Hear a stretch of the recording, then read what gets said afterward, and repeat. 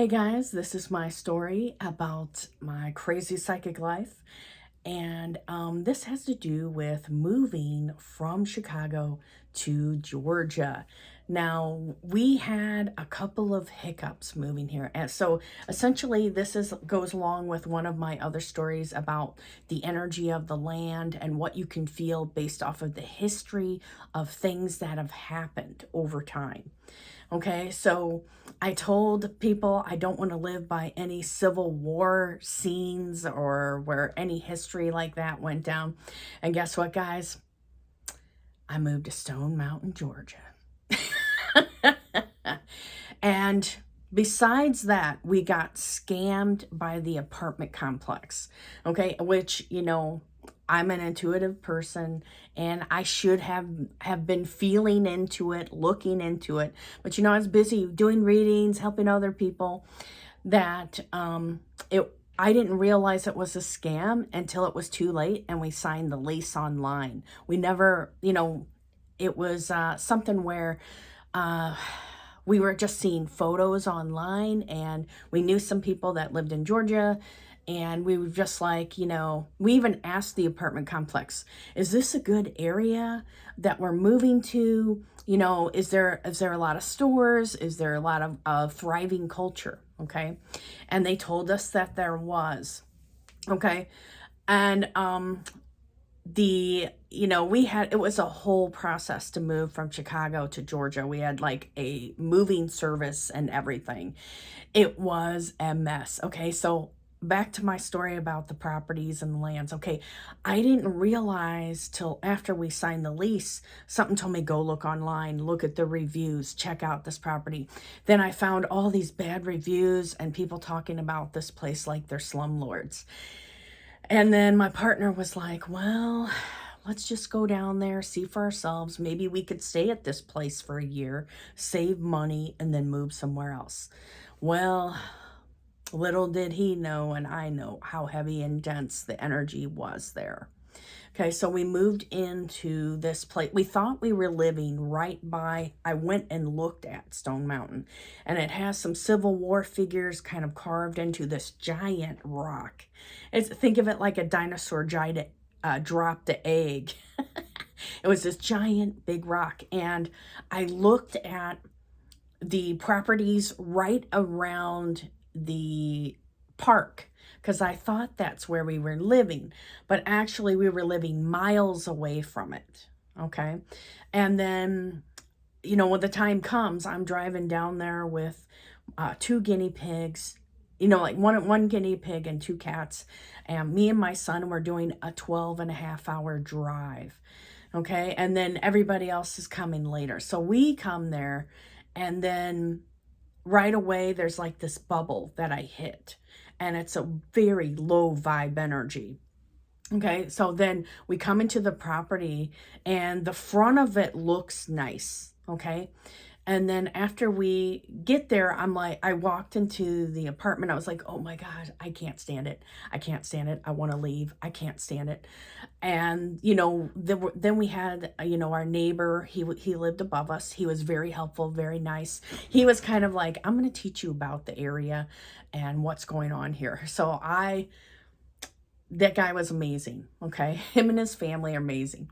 But anyway, right away I felt it was heavy, and I got the feeling that squatters had been in the apartment. And it was like a 4-bedroom, 2-bath. I had my own office, John had his own office, so it was ideal. But the energy was so gross. It was just like, I was just like, oh. The apartment was clean, stuff like that. But we started to realize there was a lot of problems. Okay. And then as we started to move our stuff in, the neighbor told me that lived above us, he said that squatters were in there and that there was like people doing drugs and other stuff. So I was like, oh wow, okay. And when I went to finally visit the Stone Mountain Park, the whole thing was about Native Americans getting knocked off of their land, the white people bringing in slavery, enslaving Native Americans to bringing in all this horrible stuff. So the energy of the land was very heavy and dense. And it worked on me. And then I had this giant negative force. Think of it like, you know how sometimes you see angels, they're just this big, bright white. You could think of them like they're giant beings wearing a tent, like they have those long robes and all that. It was the exact opposite. It was like this dark, gray being that looked like something out of a horror movie, and he was in the property. So how weird was that, guys? The Alexa, all the alarms of the Alexa went off, and like a random stuff. So I had to pause this to go stop the timer. So yeah, some weird stuff happening. But anyway, I had this dark being keep messing with me. It was just like this gray figure, and it did not want me there. And what I started to do was pray for the land. I started to bless the land. I started to heavily work on the vibration of where I lived, and where, like that park is, to kind of get out of that heavy energy.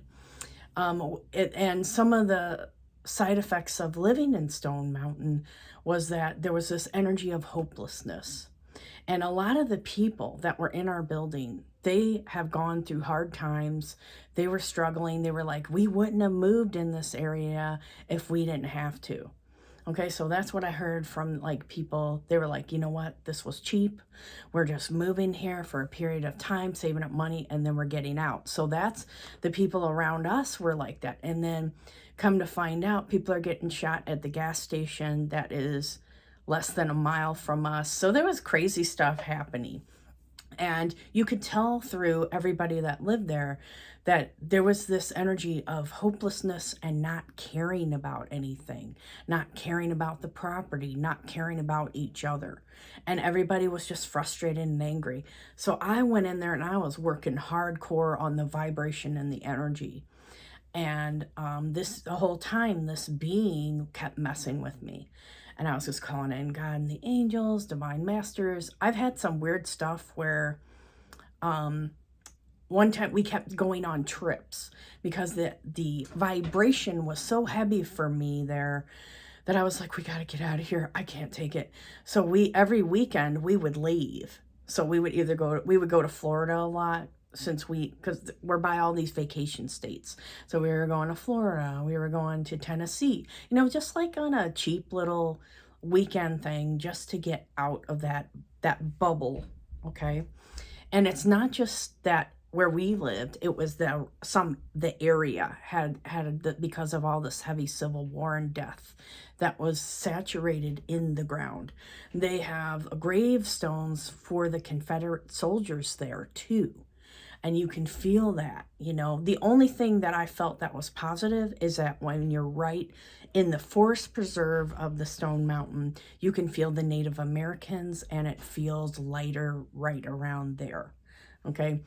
And then, so after like being there, I want to say at least like a couple months, I was like, okay, we got to go. I can't do this anymore. We got to leave. We got to get out of here because it was too overwhelming to me. But even though I was blessing, clearing the property, doing that, my partner was doing jujitsu like in a couple towns over. And he's like, hey, we can move out. We can move over here.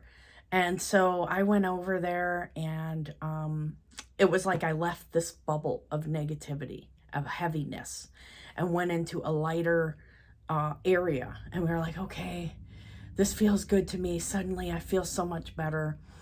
But, you'll realize like especially in states where there was a lot of heavy bloodshed and death and, these Civil War stuff, things like that, that energy permeates and builds up in the land, and it affects the people. So they can become very chaotic, very angry. They can attack each other. Okay. And, like when I went, a side note of this, guys, I went into an area in Mississippi. I was driving someone across country. This was years ago. But I first realized it when we drove through like Mississippi, and there was this field where there was a big battle and everybody died, and it was just like, whew, the vibe went down. I was like, get me out of here, get me out of here. I couldn't take it. And we drove past it and got out of there. But yeah, there's pockets of this Civil War energy in Georgia. So some of it is lighter than others, but it's all over. It's scattered all over.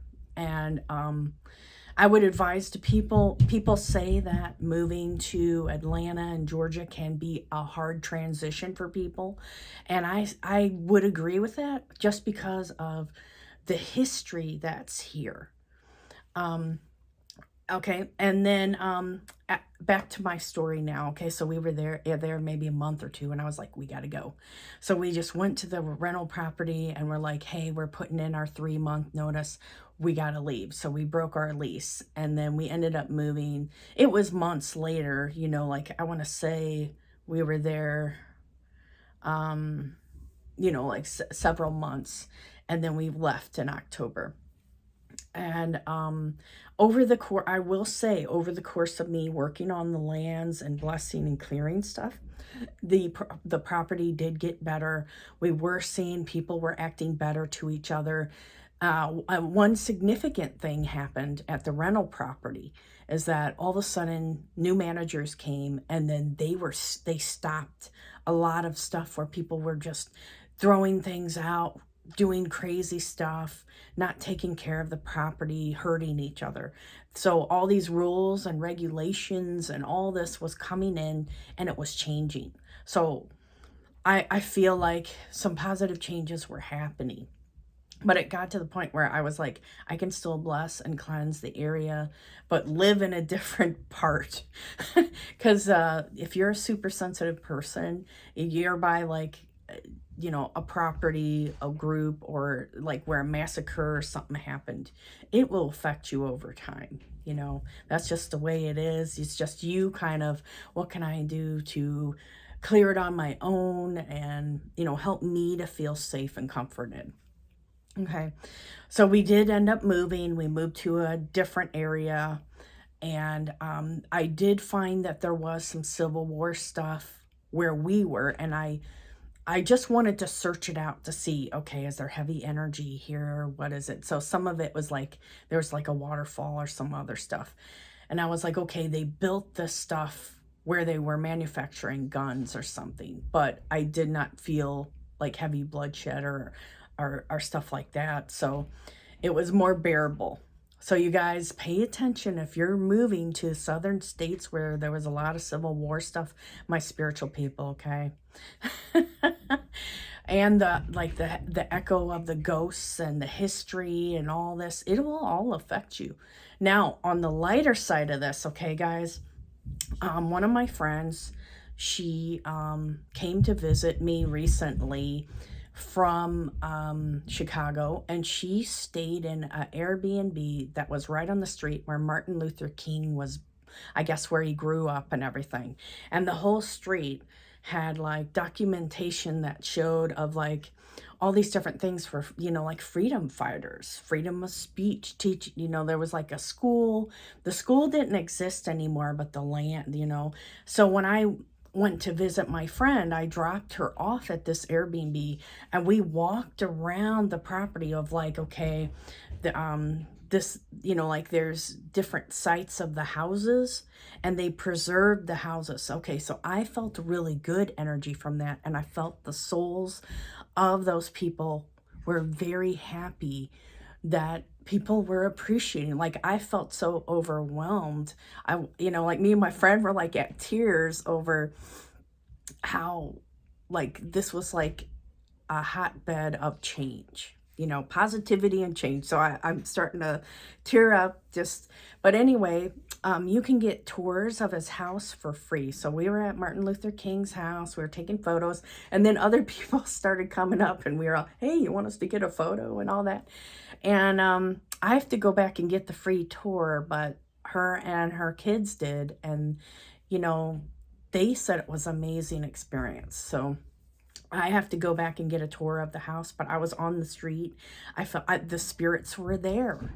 They were really there. Okay. And it was very uplifting, you know. Okay. Okay, so that was my other Atlanta, Georgia story. Now, let's see. I got one more story about connected to not so much it's more of like objects from history now. Okay, guys. Recently, I went with some of my friends, you know, because doing readings can take a toll on you. So if you're somebody who reads people on a regular basis, you could do up to 20 readings or whatever a week. You need several days off. So I do take a lot of little trips with my family to kind of recuperate. Okay, so this particular one, I went with some of my friends and we did a cabin in Tennessee. We went to Dollywood. We had a bunch of friends. So if any of you guys are watching, hello there. But I always wanted to do the Titanic Museum. So when we were in Tennessee, every year I would see it. Or when I was in Branson, Missouri, I'm like, I want to do the Titanic Museum. I feel called to it. And this time there were some girls along. Usually I'm with the group where it's just me and a bunch of dudes and we're having fun laughing and joking. But this time though, the women got to come, you know, the girlfriends of the, you know, like we just have fun. It's like a coaster group type of thing. Okay. But they came and I was like, do you guys want to go to Titanic with me? And they were like, yeah, sure. And so we went and it was great. Okay. Now, right when we started coming in, they let you have a little earphone thing and you can hear a story, you can read up on it. It's very interactive. So I would recommend it. It's good. They have like some things built, like they took the schematics of the stairway and they rebuilt it.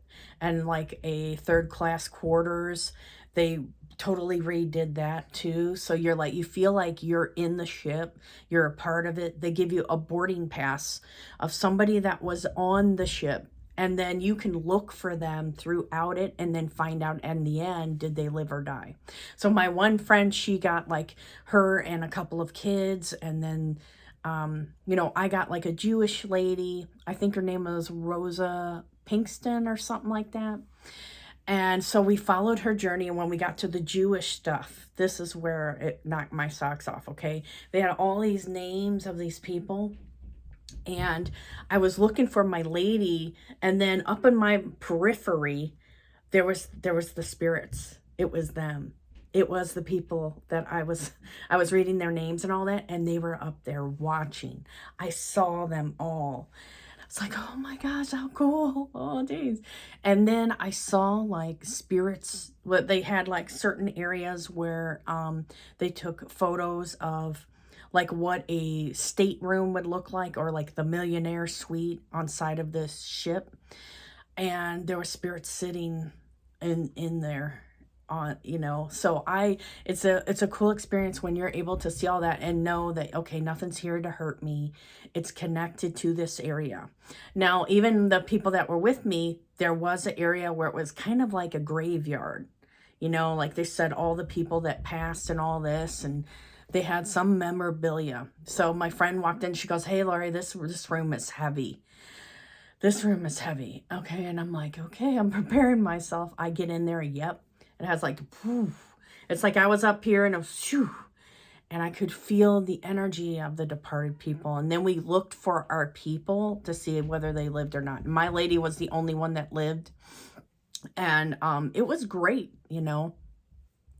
So that was something where it really, if you're spiritual, you know, like you're highly intuitive, sensitive, and you go on one of these things, just know you might see the spirits of the people there.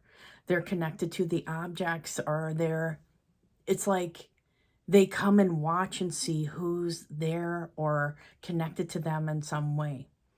And with that, guys, I'm going to go ahead and stop here. And thanks for tuning in until I share my next stories.